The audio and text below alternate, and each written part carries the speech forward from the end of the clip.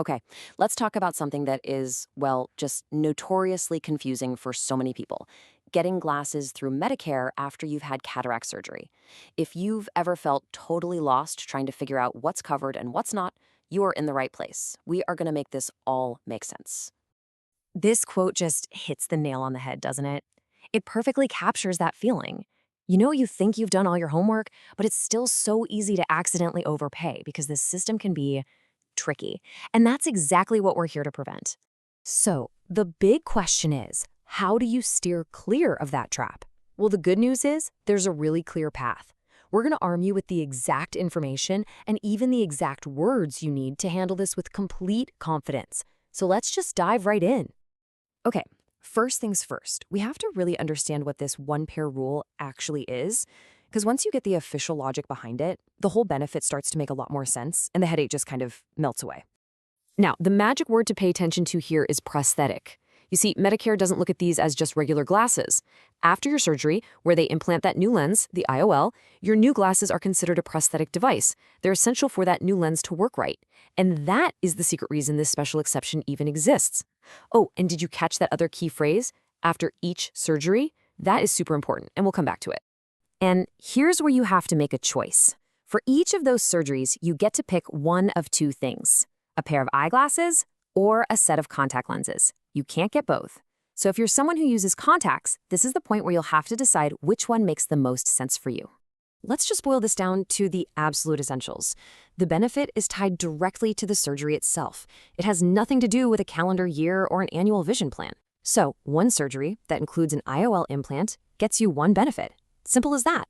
It's also really important to remember this isn't some general shopping credit you can use for fancy sunglasses or a backup pair. It's very specific. All right, now for the big one. Let's talk about where most of those surprise bills really come from.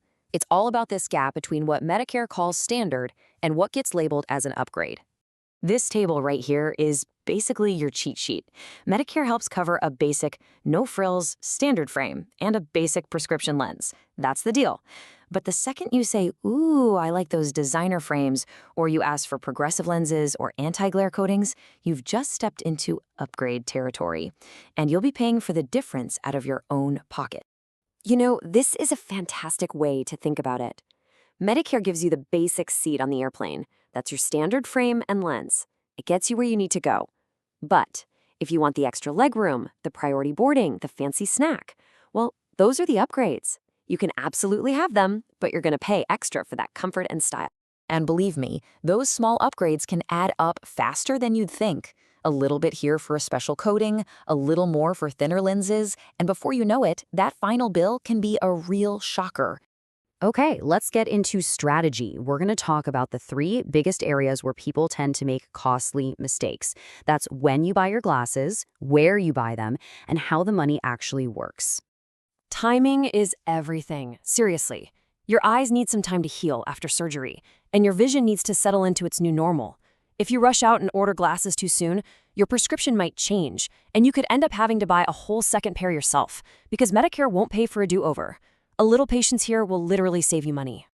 Now let's talk about the math.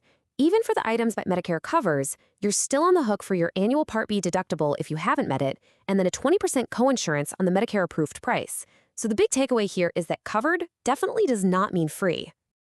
This right here is probably the most critical question you can ask. You absolutely must buy from a supplier who is enrolled with Medicare. And asking if they accept assignment, that's just the official way of saying, do you agree to charge the price that Medicare has approved? If they do, great. That protects you from getting overcharged. If they don't, you could be stuck paying for the whole thing. So when you hear your friends saying they only paid $50 for their glasses, but you got a bill for $500, this is why. It's a combination of these three things: whether you've met your deductible, if your supplier billed Medicare correctly, and of course, how many of those fancy upgrades you decided to get. Okay, so we've covered the rules, we've looked at the traps, we've done the math. Now let's pull it all together into what is basically your secret weapon, the one single sentence that is going to put you in complete control. Now, before I just give you the magic words, let's quickly break down why this works so well. It does three powerful things all at once. First, you state the specific name of the benefit, which shows them you know what you're talking about. Second, you ask for an itemized list, separating what Medicare covers from the upgrades. And third, you confirm they're the right kind of supplier.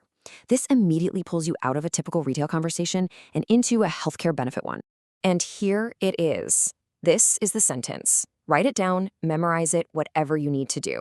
Saying this right at the start completely changes the conversation.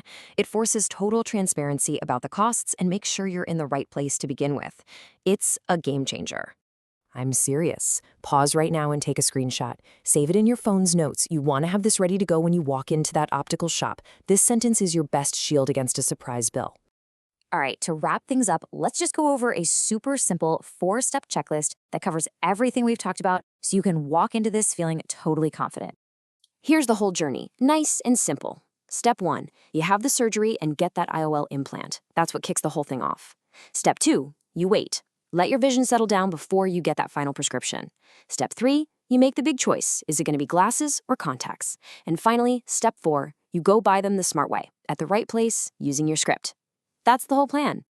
At the end of the day, having the right information and knowing what questions to ask just empowers you. It means you can walk into that shop feeling confident, not suspicious. You can actually focus on the fun part, finding great new glasses that will help you see this beautiful world in a whole new, clearer way. And you've definitely earned that.